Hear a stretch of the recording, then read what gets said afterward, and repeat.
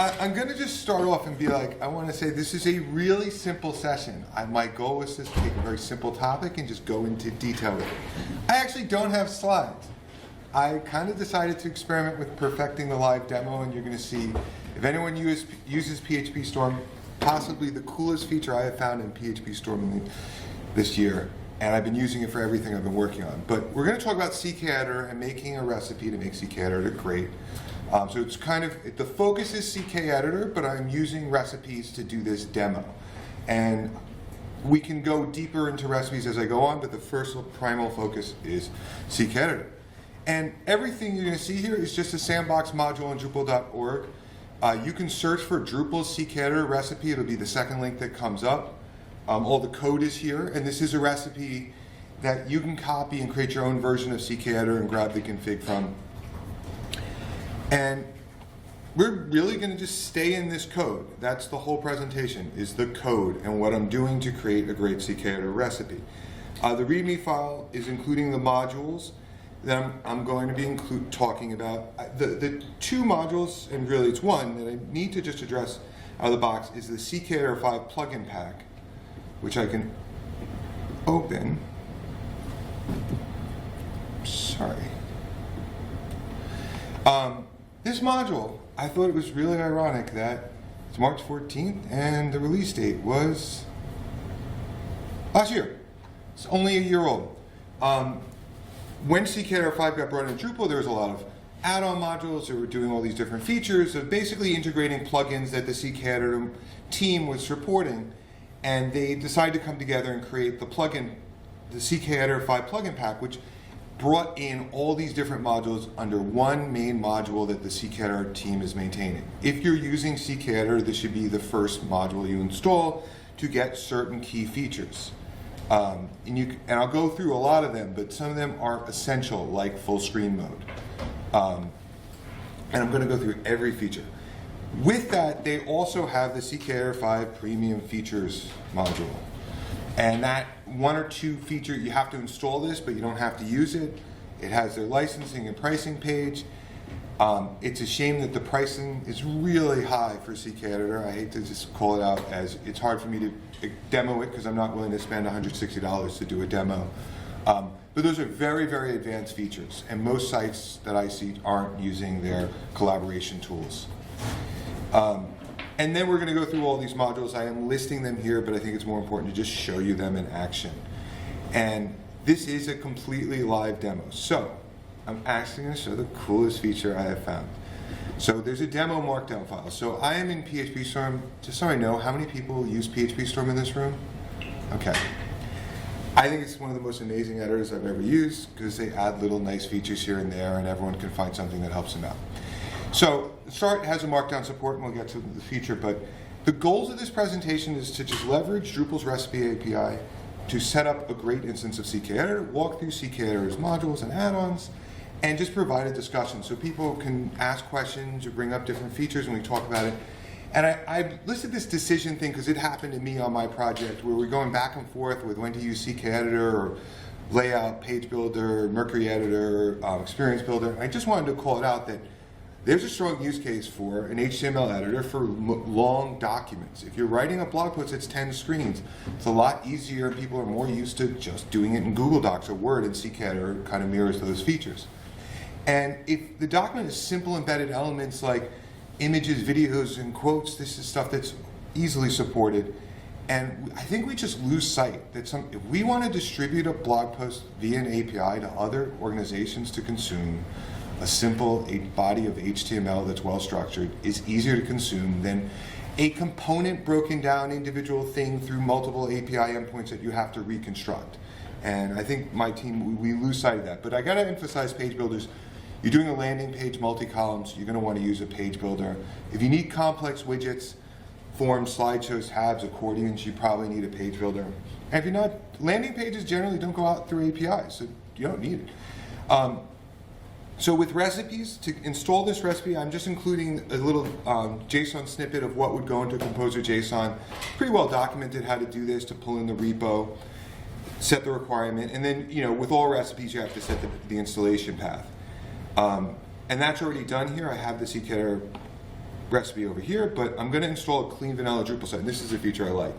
So in Markdown, you can say what your code blocks are. And I said this is bash, and PHP Storm figured out, well, I probably want to run it. So I just click this, and it just runs through the bash script that I just wrote, the little snippet. So this is making it possible that I don't have to cut and paste and remember my commands, and I can just keep going. And I just set up a clean install of Drupal, the title, CKEditor recipe demo, a recipe to make CKEditor great. I'm going to just trigger some extra modules. I needed these installed. I am not a recipe expert. It is a great API when I've used it, but there's little nuances that we're still trying to work out. And one of them is that all your recipes need to be in the same directory for them to trigger.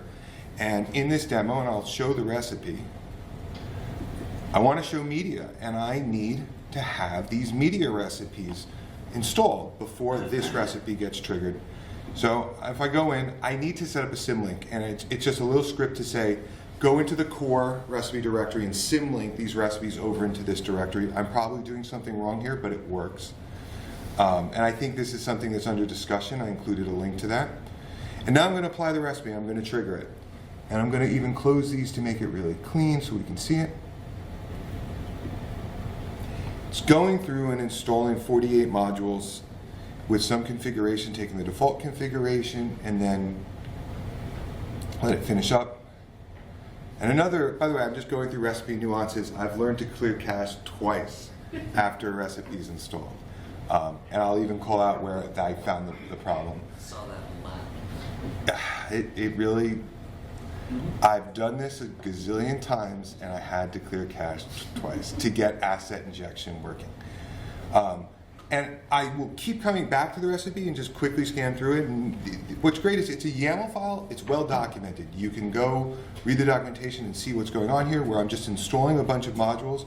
I could not get this one to work, so I just commented it out. I'm saying install some extra configuration, and then I'm making little changes to certain things like the embed button. And more importantly, if I scroll down, this is a very simple snippet. I am just saying that for the article and body content, I want to use the full HTML text filter, CKEditor, and then I'm going in and adjusting these filter formats, turning on features, and here's the toolbar that we're going to start talking about. To keep going, just to wrap up, I'm setting things up, by the way. This presentation is 10 minutes of setting up. I'm just using Develop Generate to get some dummy content in the site. I just need 3 nodes and some images, and then I'm going to do a quick login. And this is the CKEditor looking great, and I'm going to go through every single feature. Lastly, just so to help me, I have a bunch of web pages I want to launch, and I'm going to use this to just literally launch the stack that I need to go through this presentation. I'm going to close this.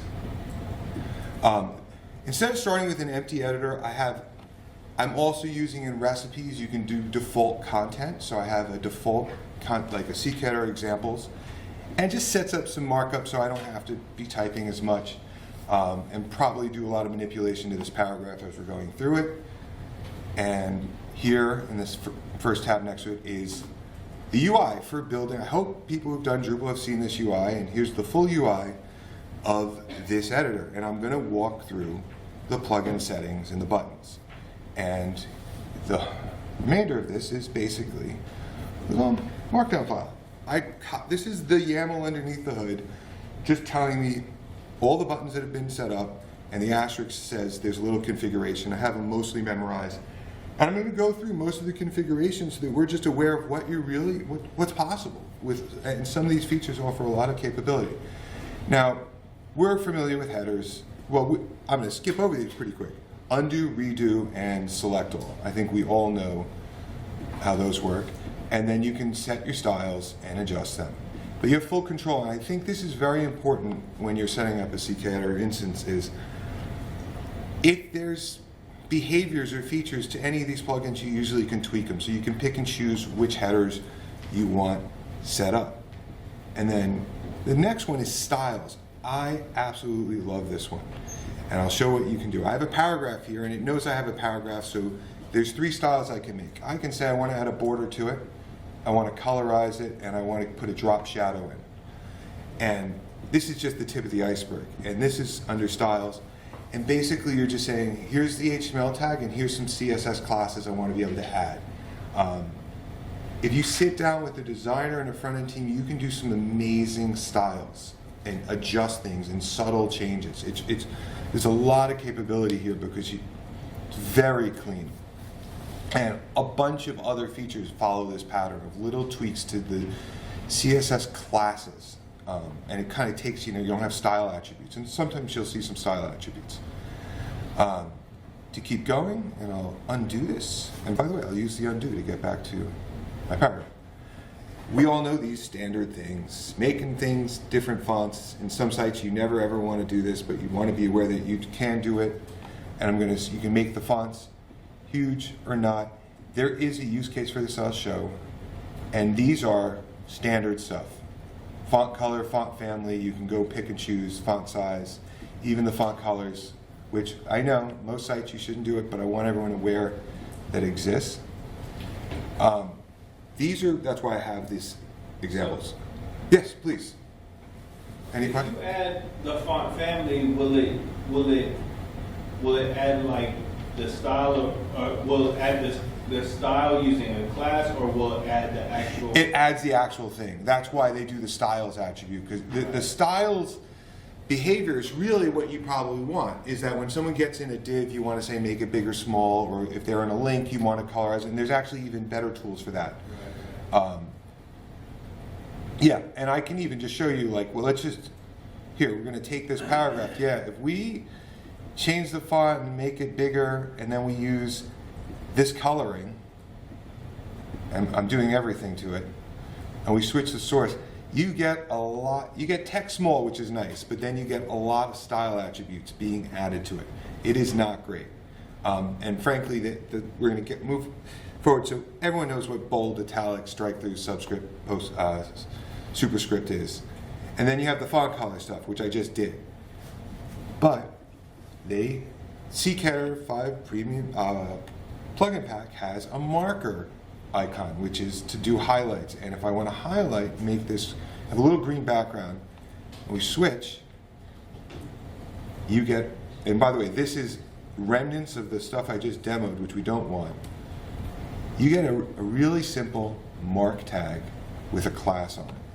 Very easy to style, very clean. And when we go back over here and we go to the highlight, you've got control. These are the defaults, and this is what the default classes they ship with, but you can go add your own custom ones. You can add your own custom markers. If we hit add marker, it gives you the ability to decide if it's a marker or a pen. And lots of little adjustments you could do here. I'm going to remove this, so maybe I have to say this again, but keep going. Okay, so links. We're all used to this, right? Add a hyperlink. There's a link attributes module, and what it can do is, here, I can go in and say I want to edit this, and you can add little classes to this link, and I can make it look like a CTA button, like that. And that also, link styles. Same pattern, just a couple of classes, just a couple of styles to make a button look, make a link into a button. Okay. Keep going. They have the bookmark anchor. Very, very simple, just an anchor link. You know, you could say, go here, and it's smart enough to know I need to, here, blink. And it just drops in a little anchor icon. CKEditor, the plugin pack includes just adding a page break. Looks really clean. It's coming from that team, and if you look at it, it's a good example where they're doing both. They're adding a class and adding some style attributes to make sure page breaks just work as expected. Yeah, this markup I find very interesting. I wouldn't normally insert it, but I think they're doing it for full compatibility, so I respect that. One of the reasons I have the examples is, yes, obviously they support standard things like, you know, bullets, ordered lists, but I think this is an important statement because I was listening to a presentation about Pantheon's new content publishing platform trying to get Google Docs into Drupal. Like, you work on a Google Doc and it'll import that. CKEditor is competing with Google Docs and Microsoft. Google Docs added this ability to do lists a long time, like in the last 2 years or so, and CKEditor5 just implemented it and added that too, and you can indent the list and make little adjustments to it. Yeah, we're getting to the meat of the interesting stuff. Of course, special characters, but I like this, that you can insert a little emoji, close this dialog, and the funny thing about the emoji is this is a good use case where I might want to make the emoji a little bigger. It's dumb, but kind of useful for certain sites. It depends on the audience. This is just a block quote, just to style things. Horizontal rule, we're used to that. And now we're going to get into the more advanced widgets. And the first one is insert media, which I am always fascinated by. I'm going to just undo everything. Because this was built by the core team to integrate, the media library, to open up a doc. I think everyone's seen it, but I just want to emphasize how feature-rich it is. That you can get in here, you can add a caption, you can add a link. Well, you can, by the way, I can say here, I can insert a link, https://drupal.org, make it a big button.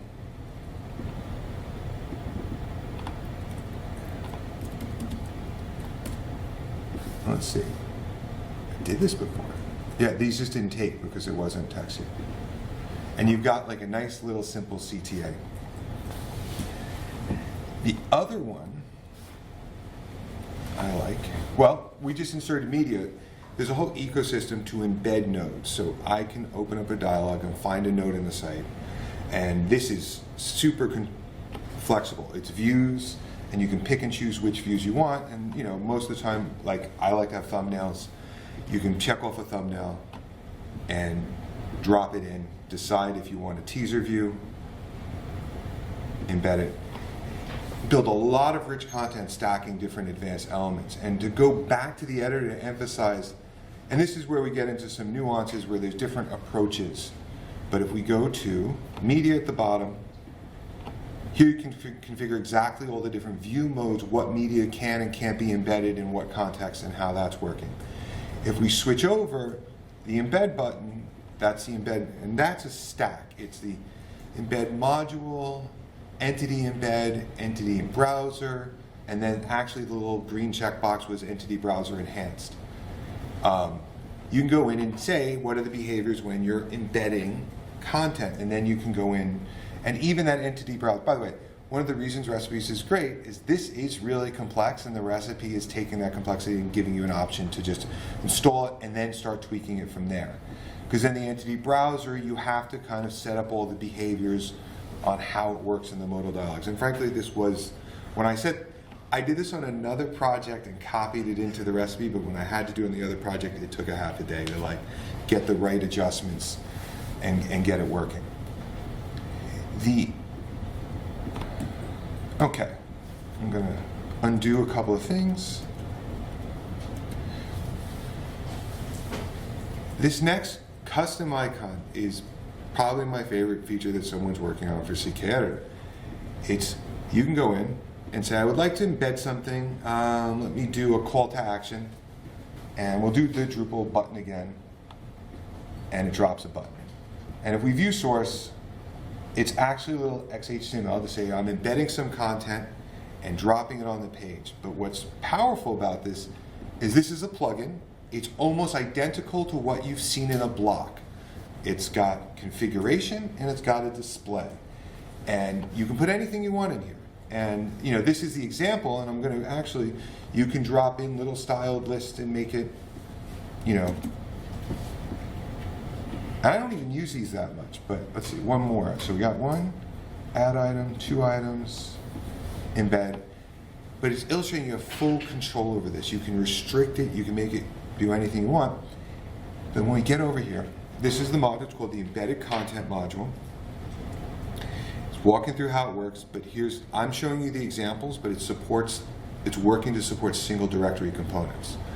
So your front-end team can design these little components and widgets that you just drop in.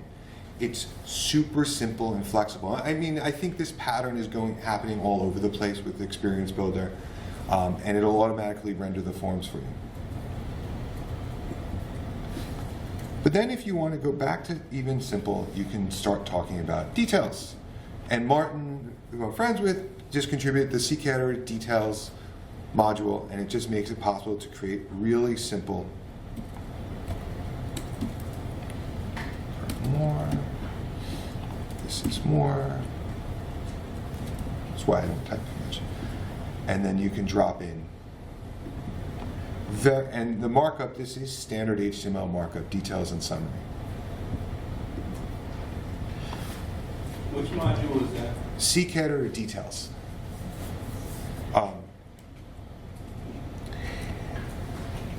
And what you see here is, I'm slowly wrapping up with going through all the features, but you're kind of creating all these different widgets that have to be orchestrated together to get something to work as expected.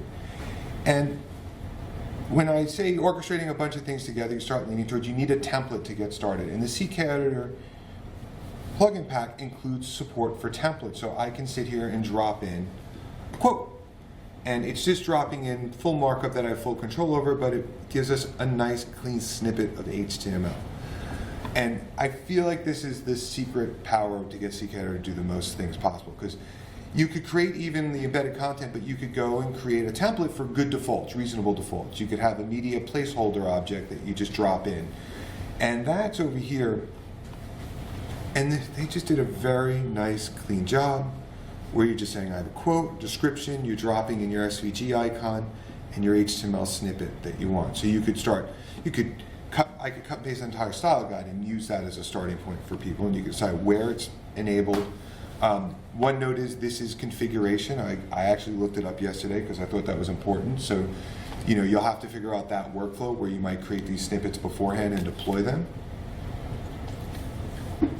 Okay. Jacob, Sure. if you change the template after it's inserted, That two separate entities, that's the whole templating. But that's why embedded content's great. Embed will fix that, right? Yeah, embedded content, no, that's just data. So the embedded content one is really where I feel you're unlocking a lot of power. Repeat the question. Oh, the question was, when you insert a template and you make changes to the template, will it update the existing implementations of it? No, it won't. It's a template to just get started, and then you can go off on your own. Which actually is my definition of templates at this point.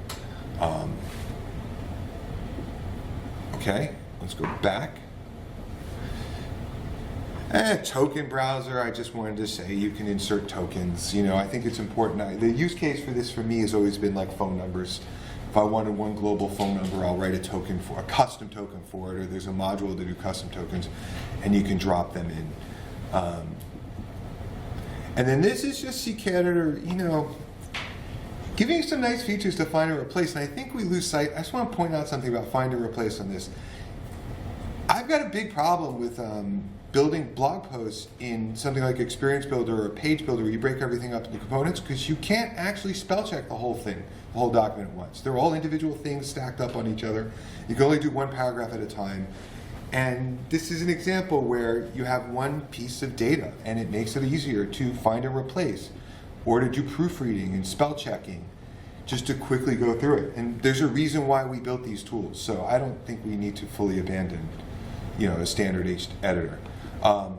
This is just showing code blocks. This is core, just includes a little styling. I think this is very helpful to see the breakdown for developers. It's tricky because I don't really think your content authors need to know it, but at the same time, when things get ugly or complex, you probably need to break it down. I've been flipping back and forth to source, and now I'm going to get into some of the last 5 little features that are like under the hood. They're not buttons.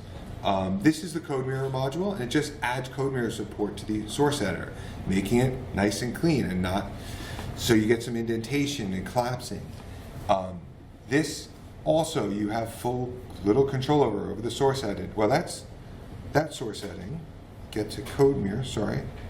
CodeMirror's at the bottom. Kind of love how this is a little arbitrary, but you can turn on and off different features and adjustments to that CodeMirror, and it just works out of the box. Okay, now I got to go to my list. This I had memorized, but these are just little features that are happening under the hood. Word count, just want it, that's included if I, in that CKEditor main module. just a little counter. You just have to appreciate that the counter, you can make all the adjustments you need to it. Paste filter, someone had brought up, if you're pasting from Microsoft Word, there's a paste filter module which goes in and starts stripping out style attributes and font face. By the way, I made this challenging because some of those buttons were adding style attributes and font faces to the HTML. So if you cut and pasted them, they will strip some of them out, which is a little frustrating. It's even going after classes, so you have to you're gonna have to balance. You're adding custom classes to your HTML and someone cuts and pastes it, this will strip it out. So that needs to be thought out. But at the same time, stripping out font tags, which old school Microsoft Word used to drop a lot of those in. Text transform. This is, I remember showing this to a few people where text transform, I want to take this off. All it does is, if I put 3 dots, I get ellipsis. If I put 2 dashes, I get a short dash. If I put 3, I get a long dash. If I do a half symbol, I get half, third, copyright. And I appreciate that the CKEditor team this is a standard feature we're used to. And it's full control over it. You can decide exactly what you want. You can put your own ones in, which I thought this was a good example. So you can say : +1, : I'm gonna have to hit save. Always gotta save. : +1, :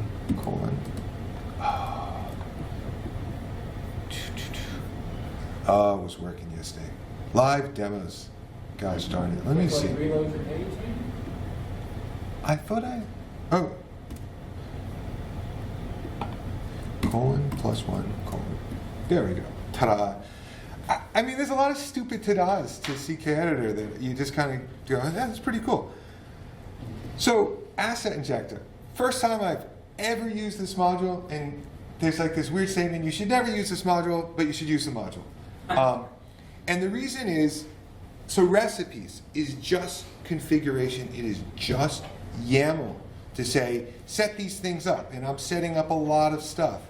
But I need some CSS to do this demo. So I needed the CSS to style this. I needed classes to do that. And when I went in, when I set up the media dialog, these weren't laying out totally right. They were a little off, and I needed some just adjustments to put a border, fix width. So yeah, I had to do asset injection, and I'm going to move up one level. I just want to call it, this is actually starting to feel right with recipes. And what I mean right is, we have a recipe, it starts someone off in the right direction, and you want to give them some CSS and JavaScript to help the site along, but you don't want to make a concrete decision that they have to use this CSS.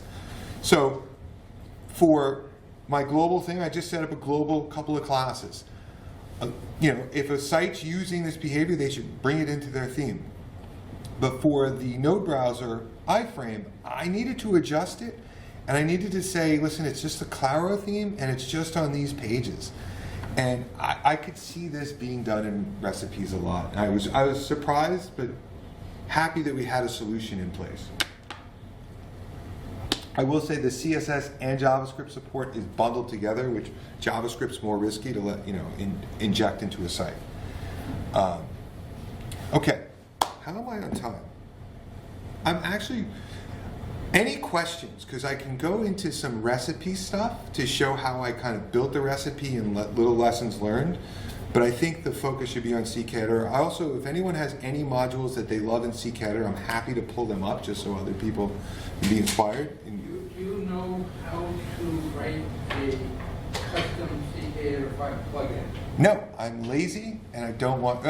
It's well documented in the Drupal. It's not Yeah. well documented. Oh, how do you write a CKEditor plugin? It's not well documented. It's something I've avoided doing because I'm not a JavaScript developer, but I thought it was well documented. I guess the reality. It's documented to the point that if you know what you're doing, it's well documented. But if you don't know what you're doing, Yeah. you lose it very quickly. That sounds like your fault.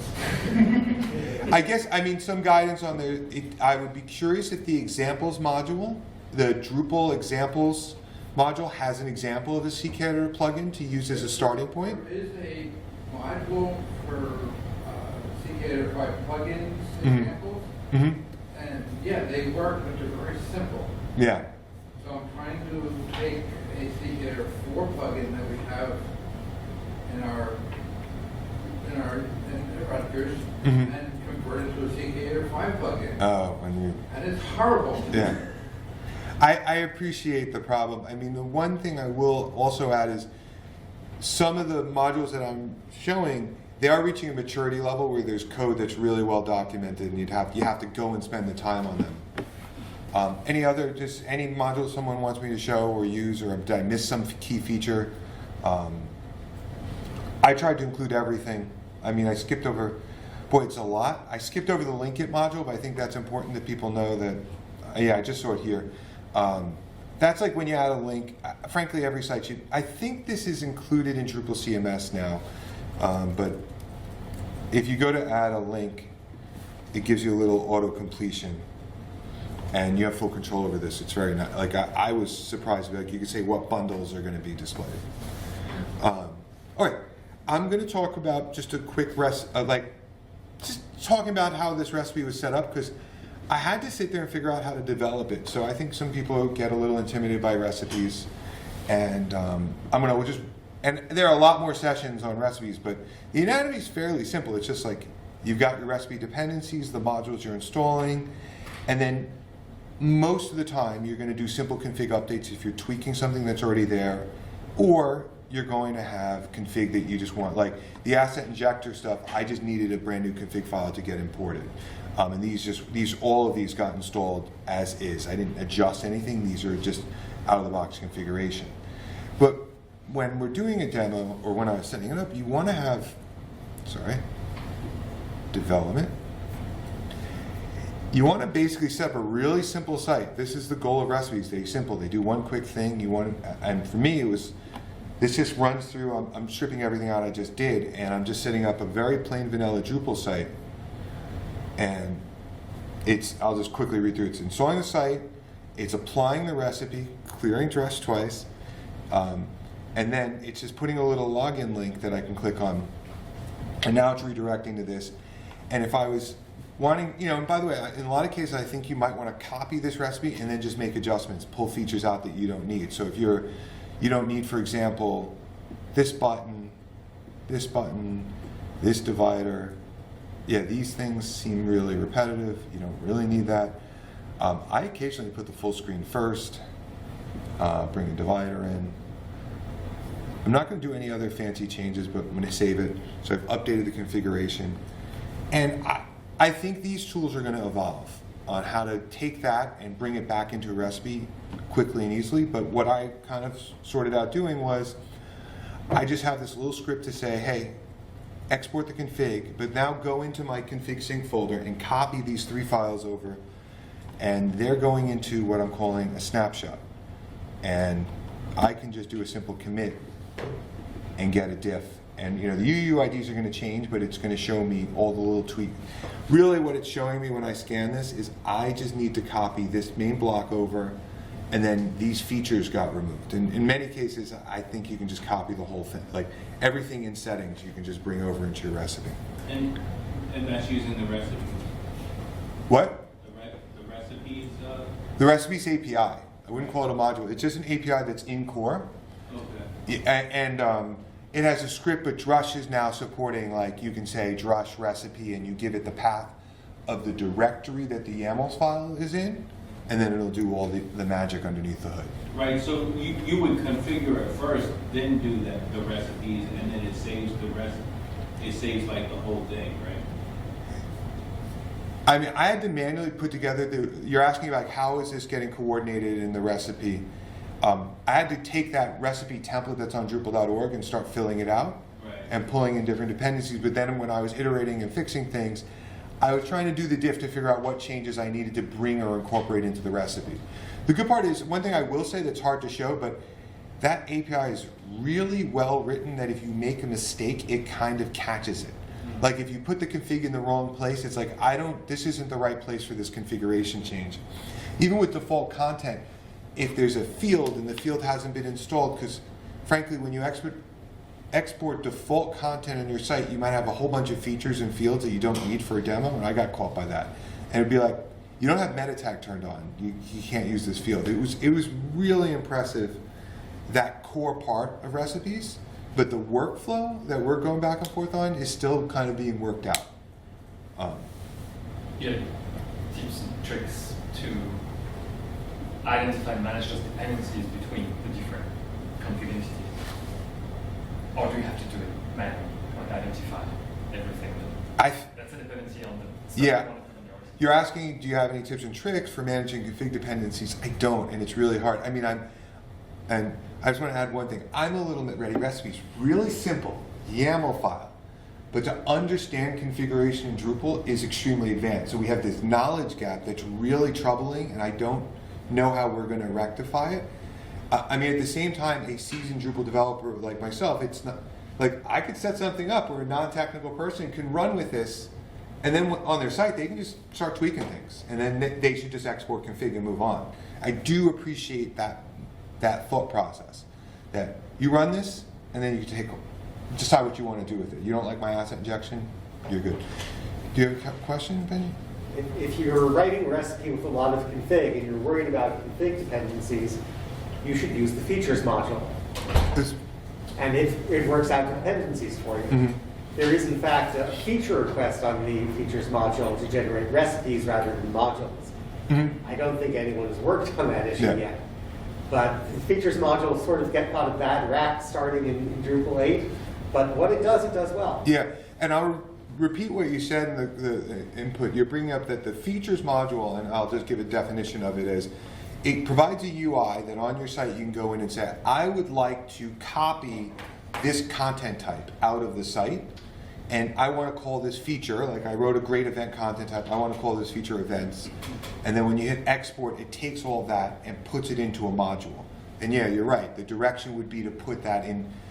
It probably should work because all it does is writes to the config directory, the features module.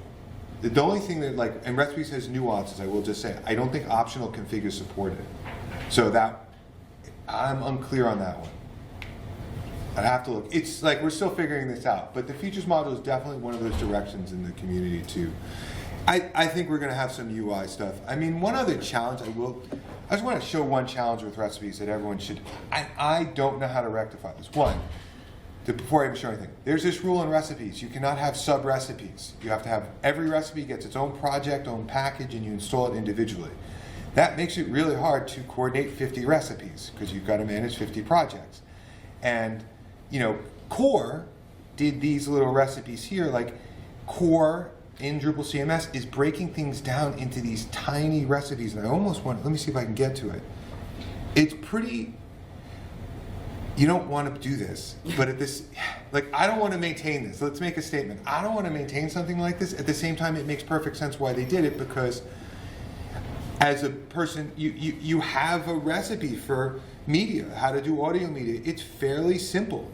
It's got a couple of files to set up the content type, and you can orchestrate and pick and choose them. So we're going to have to figure out that workflow a little bit. And I don't know where the community's netting out on this. I don't see, you know, because the other approach, by the way, I had 10 different modules for CKEditor. Each one of those modules, when they're installed, could be their own recipe, and then you stack them on top of it. And the recipe config actions, which is underneath the hood of a recipe, it's configuration actions, does support an action to add a button to the toolbar.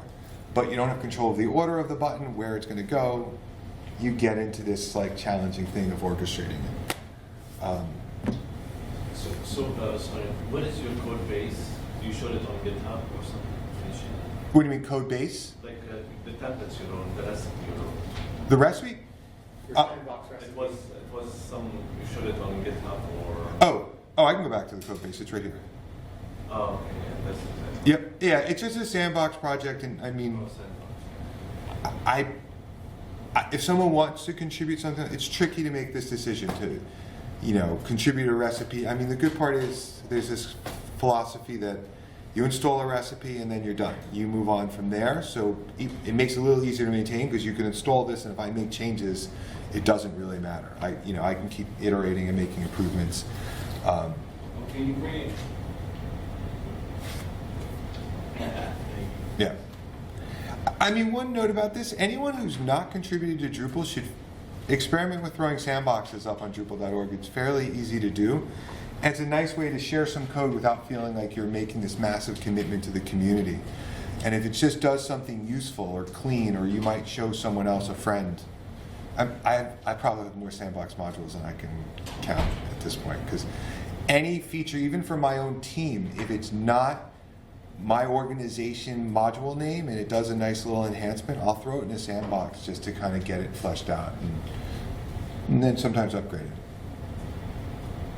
All right, I think I'm going to end early. How long does these sessions go? 45 minutes? You're 3 minutes early. Wow. All right, I left room for questions. Have a good time. Good job. Thanks all.